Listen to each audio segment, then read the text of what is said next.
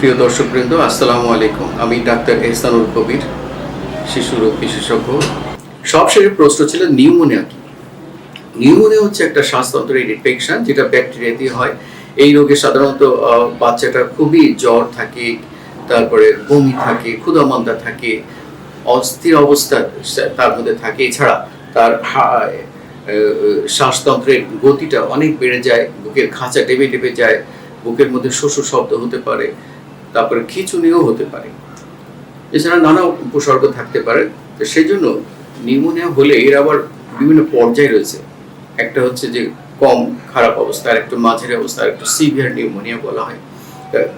এরকম হলে অবশ্যই চিকিৎসকের পরামর্শ নিতে হবে। প্রয়োজনে হসপিটালে ভর্তি হওয়া লাগতে পারে যদি সিভিয়ার নিউমোনিয়া থাকে। সেক্ষেত্রে যখনই আপনার বাচ্চার শ্বাসতন্ত্রের ইনফেকশন মনে হবে, সঙ্গে সঙ্গে চিকিৎসকের পরামর্শ নিয়ে ওষুধ প্রয়োগ করবেন।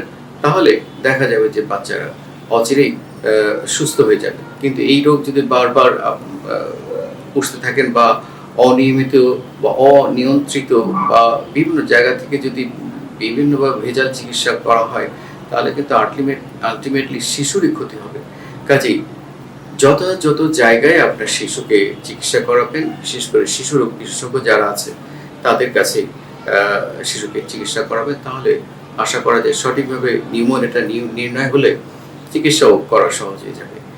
এই ছিল আজকের কথা। সবাইকে ধৈর্য ধরে কথাগুলো শোনার জন্য সবাইকে ধন্যবাদ জানাচ্ছি।